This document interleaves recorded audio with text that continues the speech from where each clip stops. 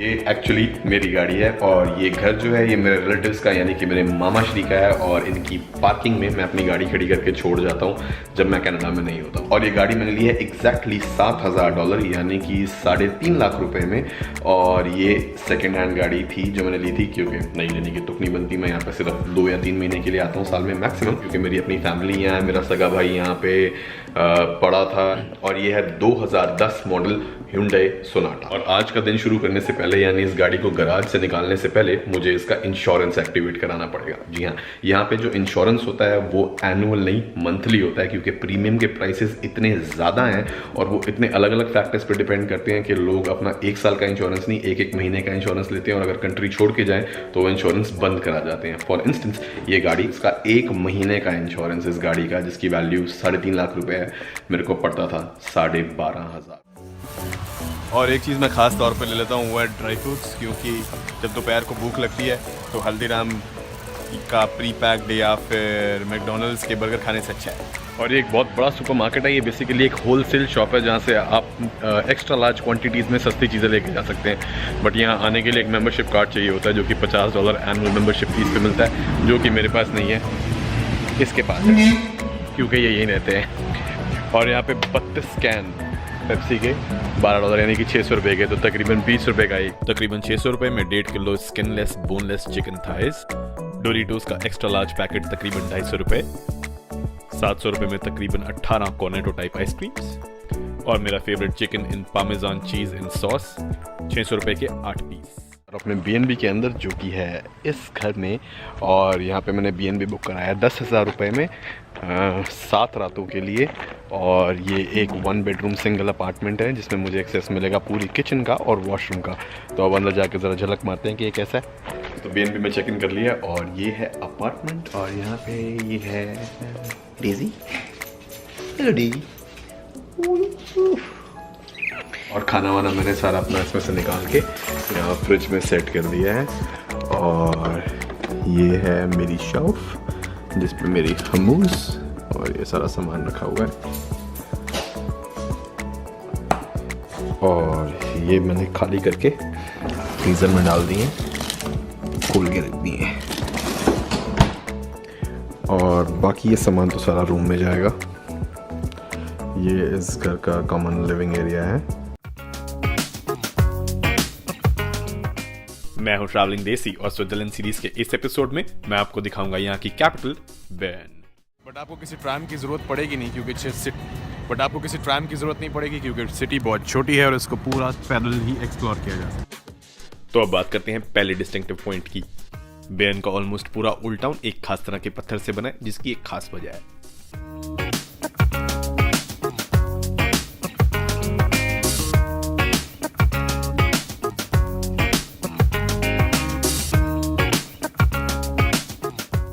पूरी burn city जो पहले लकड़ से बनी थी 1400 में जल के तबाह हो गई थी। उसके बाद लोगों ने डिसाइड किया कि इस सिटी को बनाया जाएगा पत्थर से, इसलिए बनी है लोकल सैंडस्टोन से और काफ़ी सिमिलर है देखने में ऑलमोस्ट हर जगह। और बहुत सारे कवर्ड बुलेवार्ड हैं, तकरीबन 6 किलोमीटर के कवर्ड बुलेवार्ड और शॉपिंग एरिया। तो यहाँ पे धूप हो, बारिश हो, बर्फ़ पड़ रही हो, कोई दिक्कत नहीं है। You can always be inside and covered.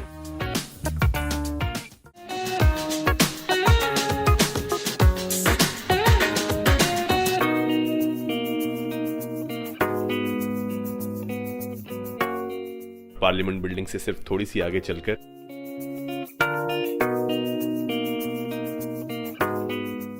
आप पहुंचते हैं इन ब्रिजेस की तरफ।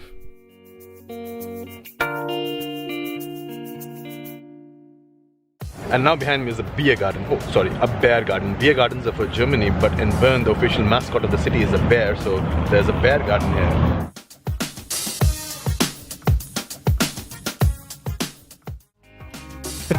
Hello.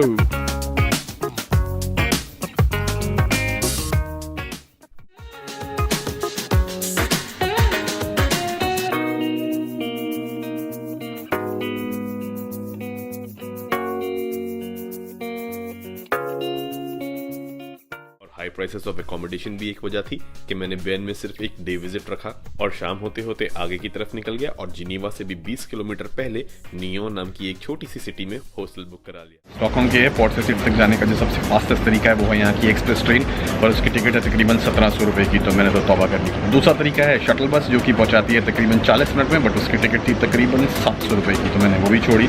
उसके बाद मैं गया यहाँ पे अराइवल सर्विसेज में और उन्होंने मुझे बताया कि अगर मैं 2000 रुपए वाला 3-डे ट्रांसपोर्ट पास ले लूं एंड पब्लिक ट्रांसपोर्ट की रेगुलर बसेस और ट्रेन यूज करूं तो वो वैलिड रहेगा पूरे 72 घंटों के लिए। इसीलिए मैंने 3-डे पास लिया ताकि मैं स्टॉकहोम का पूरा पब्लिक ट्रांसपोर्ट नेटवर्क 3 दिन के लिए आराम से यूज कर सकूं। So I am in my room today and I have a roommate. She is Danielle and she is from United States in Connecticut. Connecticut, United States. And how long have you been traveling?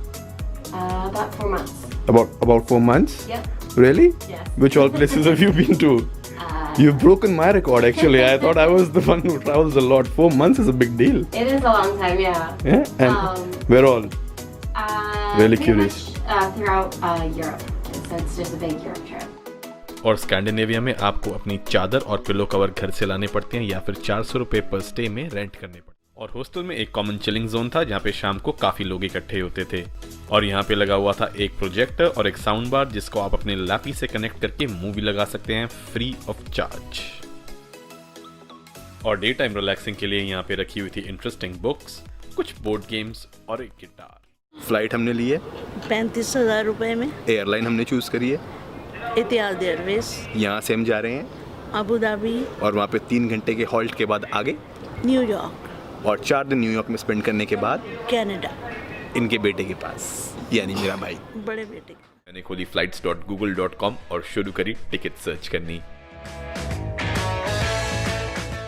मैंने tickets देखनी शुरू करी थी 13 मार्च को और अप्रैल 3 onward 27,000 रुपए में Qatar Airways की फ्लाइट मिल रही थी। हाउएवर इसमें 14 घंटे का हॉल्ट था, बट क्योंकि हमारी डेट्स फ्लेक्सिबल नहीं थी और हमें 19 मार्च को ही जाना था इसलिए हमें थोड़ी सी एक्सपेंसिव टिकट ऑप्शन सिलेक्ट करनी पड़ी और 2 चीपेस्ट ऑप्शंस में से एक थी एरोफ्लोट, बट सिर्फ 1000 रुपए एक्स्ट्रा देके हमें मिल रही थी एतिहाद एयरवेज जिसमें कि एयरक्राफ्ट डबल डेकर A380 होने वाला था। लग तो रानी आपकी शक्ल देख के न्यूयॉर्क जा रहे हो।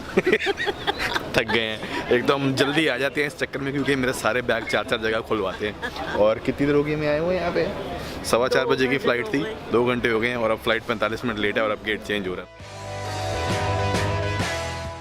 अब सिवाय वेट करने के कोई ऑप्शन तो थी नहीं, इसलिए हमने थोड़ी सी गपशप लगाई और इतने में मम्मी की रात की दवाई का टाइम हो गया। और जब आप एयरपोर्ट आ रहे हो तो यहाँ पे पानी की बॉटल्स बहुत महंगी हैं। ये जो है ये छोटी वाली ये भी 60 रुपए की मिलती है। तो what you should do is कि आप बाहर से अपने साथ एक खाली बॉटल ले आइए क्योंकि जो सिक्योरिटी चेक है उसमें लिक्विड अलाउड नहीं होता मगर खाली बॉटल अलाउड होती है। और फिर यहाँ पे एयरपोर्ट के अंदर आके वाटर डिस्पेंसर्स होते हैं, वहाँ पे आप ये बॉटल फिल कर सकते हैं। तो फाइनली आके हम A380 में बैठ तो गए हैं और सीटें काफ़ी बड़ी हैं, थोड़ी चौड़ी हैं जिस पहले वाले एयरक्राफ्ट में थे उसके मुकाबले, एंड इट्स प्रीटी गुड। हाँ जी, आपसे वो इमिग्रेशन पे क्या क्या पूछा उन्होंने? काफी कुछ पूछा। हाँ बताओ। कि भाई किस लिए आए हो, कितने दिन के लिए आए हो, कहाँ जा रहे हो, तुम्हारे पास कितने पैसे हैं, अच्छा। और सामान के बारे में पूछा, कहीं बैग में कोई चावल वगैरह। पहुंचने में रह गया सिर्फ आधा घंटा, लैंडिंग की तैयारी हो रही है और आधे घंटे बाद न्यूयॉर्क उतर के हमें फिगर आउट करना है कि पब्लिक ट्रांसपोर्ट लेके कैसे जाना है अपने BNB तक, क्योंकि जो एयरपोर्ट है JFK वो है क्वींस में और उसके बाद हमें उसको क्रॉस करते हुए जाना है मैनहट्टन और उसके बाद न्यू जर्सी जो कि एक अलग ही स्टेट है, उसके अंदर सिटी है जर्सी सिटी जो कि न्यूयॉर्क के साथ लगती है, बॉर्डर टच करता है, वहाँ पर हमारा BNB है।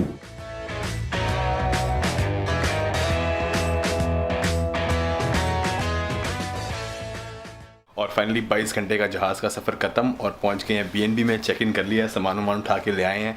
पब्लिक ट्रांसपोर्ट की हिम्मत नहीं थी इसलिए टैक्सी ले ली, पैसे थोड़े ज़्यादा लग गए हैं, बट मम्मी साथ है तो मैंने कहा कौन धक्के खाएगा। बैग्स भी बहुत ज़्यादा थे और प्लस यहाँ ठंड भी बहुत है, 8 डिग्री है आज। यहाँ सबसे पहले गाड़ी में बैठती बेल्ट लगानी होती है।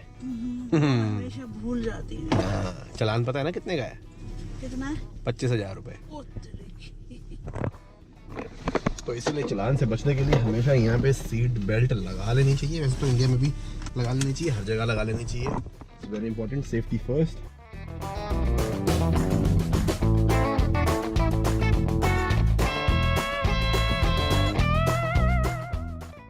मम्मी फिर क्या विचार है आपके कनाडा के बारे में जनरली एज अ कंट्री? बढ़िया है रहने के लिए, बड़ा अच्छा है क्योंकि ठंड तो है पर क्लाइमेट फिर भी काफ़ी अच्छा है, हरियाली है, कोई पोल्यूशन नहीं, खुली खुली सड़कें, एकदम साफ सुथरी। कनाडा जितनी बार भी मैं आई हूँ हमेशा ही मुझे बहुत साफ सुथरा और एकदम चमकता हुआ नजर आया। ऑलवेज शाइनिंग, ऑलवेज क्लीन, लोग यहाँ पे गंद नहीं। और अब हमारे पीछे है कनाडा की फेमस पार्लियामेंट बिल्डिंग, जो कि एक बार जल के तबाह होकर बर्बाद हो चुकी है, दोबारा बनाई गई थी। बस इसका लाइब्रेरी वाला हिस्सा बचा था जो कि बहुत खूबसूरत है। सुन रही हूँ तेरी बात। अच्छा, ये साथ साथ मेरी बात भी सुन रही है। ठीक है, हिस्ट्री सुनो। और इसके अंदर आप जा सकते हैं, एक फ्री टूर ले सकते हैं, सामने से टिकट मिल जाती है, आके यू कैन टेक इट, और या फिर ऑनलाइन बुक करा सकते हैं। और एंट्री इसकी फ्री है, the ticket is free. But चक्कर ये है कि जो इसका सेंट्रल हॉल है इसके अंदर मेंटेनेंस चल रही है आजकल, आप देख सकते हैं सारा सामान पड़ा हुआ है, तो मेंटेनेंस की वजह से जो मेन इसका सेंटर है वो बंद है। फिर मैंने मम्मी को बोला कि थोड़ा पैरेलल शॉट्स की प्रैक्टिस करो, तो रिजल्ट काफ़ी सेटिस्फैक्टरी था।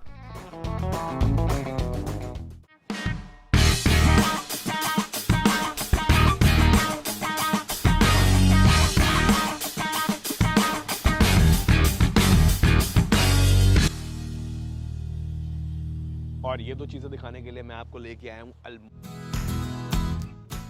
और G7X, क्योंकि ये छोटा बहुत है, मिनिमलिस्टिक सेटअप है, तो इसकी एक एडवांटेज ये है कि जब आप अपना शॉट लिया, इसको अपना बंद किया और उसके बाद जेब में डाला और निकल गए। Very basic, very minimalistic, very easy.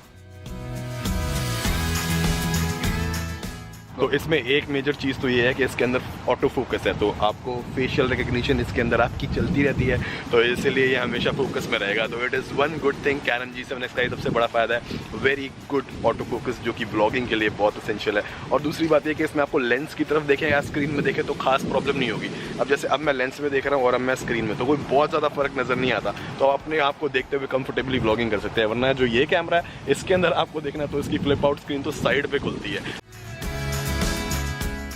पहले आपको दिखेगा एक हिस्टोरिक स्टोन बिल्डिंग वाला विक्टोरियन स्टाइल पोस्ट ऑफिस, और शांत गलियों में लोकल छोटी छोटी शॉप्स और उनके सामने गुलदस्ते जिनमें डेली सरकारी मुलाजिम पानी डालते हैं। अब कैमरे, इनसे कोई फ़र्क नहीं पड़ता। बेसिकली अगर आपके पास ये दो हो तो आपका काम चल जाएगा, पर ये पेंट ब्रश की तरह है, जिसको आप यूज़ कैसे करते हैं वो आपकी क्रिएटिविटी पे डिपेंड करता है। अब आपने मॉडर्न आर्ट बनाना है या क्लासिक, वो आपके हाथ में है।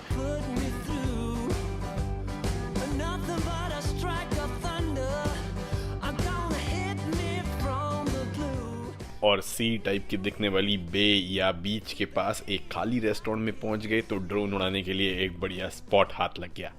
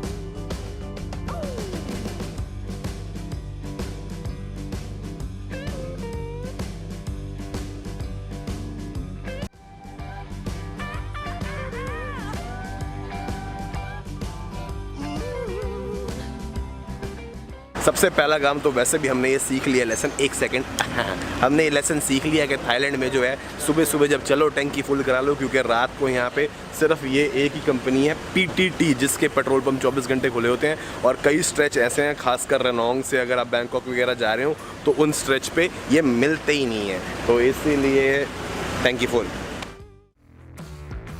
भाई सबसे पहला चैलेंज तो है ना, अभी वापसी आऊँगा तो यहाँ से स्नो हटानी पड़ेगी, क्योंकि ये जो इसके ऊपर स्नो इकट्ठी हो जाती है, अगर ये अब ये बन रही है आइस, इस पे पैर स्लिप हो सकता है, इसीलिए पहले तो आगे इसको साफ़ करूँगा। बट अभी फ़िलहाल ज़रा आपको बाहर के दर्शन करा दे, क्योंकि पहला काम ये है बाहर निकलते टाइम गाड़ी के ऊपर से बर्फ़ हटानी है।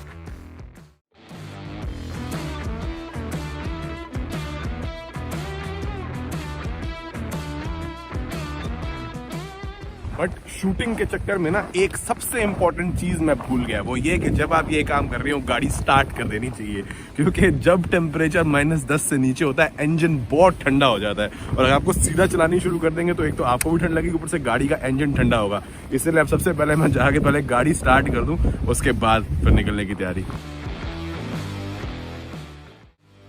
उसके बाद हम निकले धीरे धीरे, क्योंकि सड़क पे तकरीबन 6 इंच बर्फ पड़ी हुई थी और साइड में ये जो दिख रहा है ये एक जमी हुई झील है, लेक।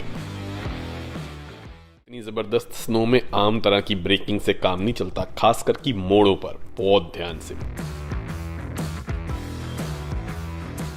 और यहाँ पे जब मोड़ आए तो आपको जो है गाड़ी मोड़ने की तैयारी करनी हो ना, तो उसके लिए बहुत पहले से ब्रेक धीरे धीरे मारनी शुरू कर देनी चाहिए, क्योंकि अगर आपने एकदम ब्रेक मारी तो गाड़ी जो है स्किड खा जाएगी। और अगर आपने एकदम कट पे भी स्पीड से घुमा दी तो पीछे वाले पहिए फिसल जाएंगे। तो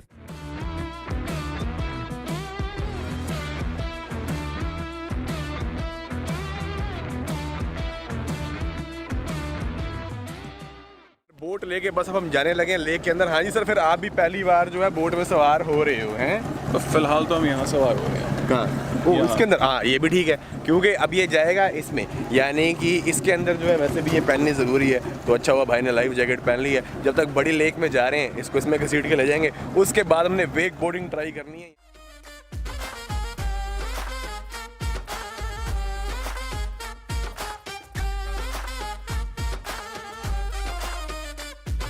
ये देख मजे से बैठ गया कटोरे में। गिरेगा तो मजा आएगा। गिराओ। निखिल, इसको ना ऐसे लहरों के ऊपर लेफ्ट राइट करके ना नीचे गिरवाना है। वेक बोर्ड तो गिराना बड़ा आसान होता है, इससे गिराना बड़ा मुश्किल होगा।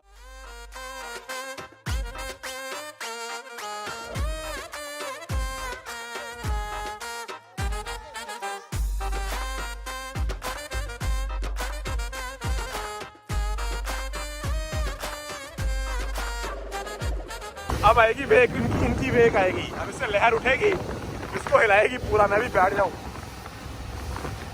ओह ओह ओह ओह गया है। बाहर ना आगे की तरफ रखना पड़ता है तो जाके बात बनती है। बट कहने की बात है, पता नहीं होगा।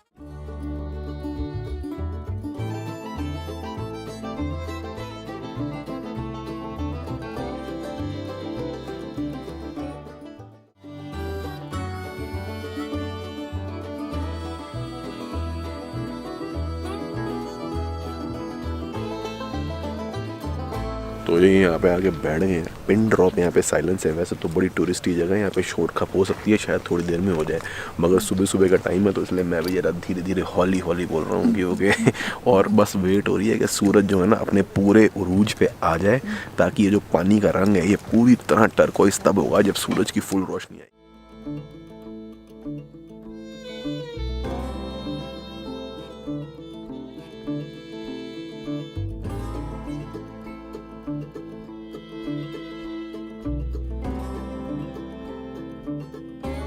और सुबह सुबह जब सूरज उदय ही हो रहा हो तब इस झील के चमकते पानी पर सामने के पहाड़ों का अक्स कुछ ऐसे बनता है।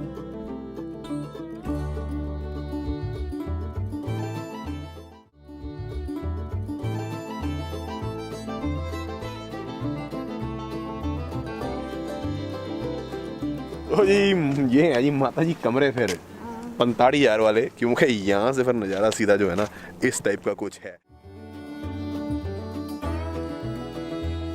और 3 घंटे बाद जब पूरी धूप निकलने पर मैं वापस आया तो देखा कि पहाड़ों की रिफ्लेक्शन तो थोड़ी कम है, बट पानी का रंग पूरे ब्लूम पे है।